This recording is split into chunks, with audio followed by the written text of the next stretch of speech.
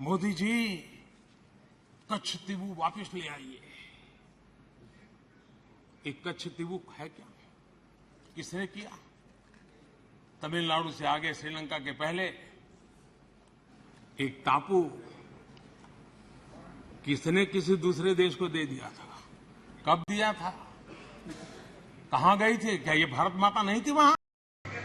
नमस्कार मित्रों, प्रधानमंत्री नरेंद्र मोदी ने अपने अविश्वास प्रस्ताव के दौरान लोकसभा में जिस कच्चा द्वीप का जिक्र किया था, आखिर वो है क्या और क्यों इस समय उसकी जिक्र की जरूरत पड़ी, आइए जानते हैं। दरअसल ये बेहद खूबसूरत द्वीप हिंद महासागर में भारत के दक्षिणी छोर पर है। ये भारत और श्रीलंका के बीच सामरिक महत्व का द्वीप है। करीब 285 एकड़ में बसे इस द्वीप पर भारत की श्रीलंका के साथ विवाद की स्थिति रही है। यह कभी 17वीं शताब्दी में मदुरई के राजा रामानंद के अधीन था। ब्रिटिश शासनकाल में यह द्वीप मद्रास प्रेसिडेंसी के पास आया।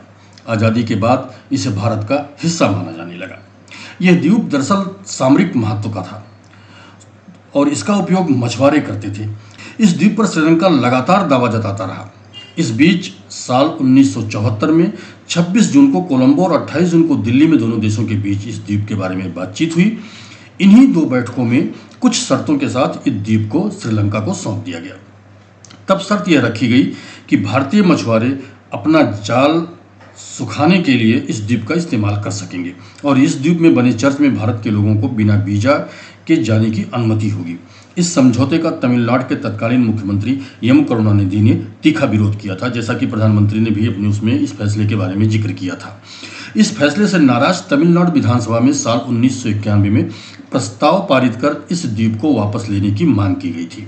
इसके बाद साल 2008 में जयललिता इस मामले में सुप्रीम कोर्ट गई। सीएम बनने के बाद साल 2011 में एक बार फिर से विधानसभा में यह प्रस्ताव पारित कराया गया, लेकिन यह द्वीप वापस लेने की जो एक प्रक्रिया होती है वो न तब शुरू हो पाई थी और न अब शुरू हो पाई है। कब ये द्वीप भारत के हिस्से में आएगा या फिर ये भाषणों में ही कैद रहेगा, ये आने वाला समय बताएगा।